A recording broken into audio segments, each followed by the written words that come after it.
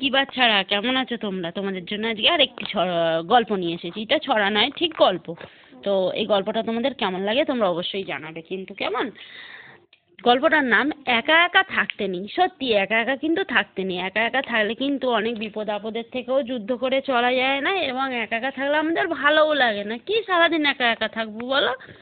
তো এই একা একা থাকার নিয়ে একটা ছোট্ট গল্প, পড়ি ও গাছেদের সঙ্গে তোমাদের গল্পটা শোনাই। একদল পড়ি, তারা খোলা আকাশের নিচে গাছের ডালে ডালে থাকে। রোদে দেহ পুড়ে যায়, বৃষ্টিতে দেহ ভিজে যায়, শীতকালের হিমেল বাতাসে দেহ কাঁপতে থাকে, বড় কষ্ট। এমনি করে দিন কাটে। একদিন তারা সবাই মিলে ঠিক করলো তারা বাড়ি তৈরি করবে।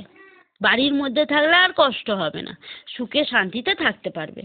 কয়েকজন পরি বলল, চলো আমরা গভীর বনে যাই। সেখানে একসঙ্গে অনেক বড় বড় মজবুত গাছ আছে, সেসব ডালে বাড়ি তৈরি করলে আর কোনো ভাবনা নেই। তা দুজন পরি বলল, গভীর বনে যেতে হবে কেন? এই তো বেশ ফাঁকা ফাঁকা মাঠে গাছ রয়েছে, ওখানেই বাড়ি তৈরি করব। তা কয়েকজন গভীর বনে চলে গেল। গাছের গুড়ি থেকে অল্প উঁচুতে কয়েকটা ডালের মাঝখানে সুন্দর বাড়ি তৈরি করলো। আর কোনো কষ্ট নেই। দুজন ফাঁকা ফাঁকা মাঠে পাশাপাশি গাছে বাড়ি তৈরি করলো। চারিদিকেই বেশ ফাঁকা, গভীর বনের মতন নয়। এমনি করে দুই জায়গায় আনন্দে দিন কাটে, রাত কাটে, কোনো দুর্ভাবনাই নেই।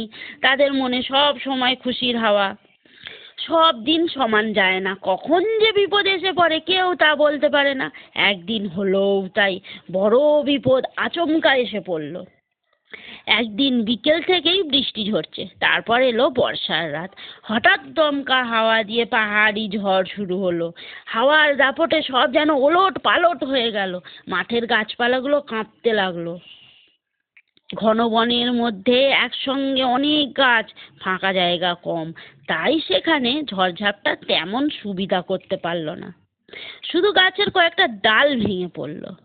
বনের পরীদের বাড়ি বেঁচে গেল। তারা বলল, সবার উচিত ঘন বনভূমির মধ্যে একসঙ্গে মিলেমিশে থাকা। একা একা থাকলেই বিপদ। ওদের গাছগুলো আলাদা আলাদা ছিল, তাই ভেঙে পড়লো। একা একা থাকতে নেই, তাতে শক্তি কমে যায়। একসঙ্গে থাকলে শক্তি অনেক বাড়ে। তাহলে বুঝলে বাচ্চারা, যারা ওই আলাদা করে ফাঁকা ফাঁকা জায়গায় যে পরিগুলো বাড়ি করে রেখে মানে ছিল, তারা কিন্তু ওই ঝড়েতে ওলট পালট করে ফেলেছে, তাদের বাড়ি ভেঙে গেছে, তারা ওলট পালট হয়ে গেছে। কিন্তু যারা ওই ঘন বনভূমির মধ্যে ছিল, তারা কিন্তু একসঙ্গে সবাই মিলে ভালো আছে। তাই জন্য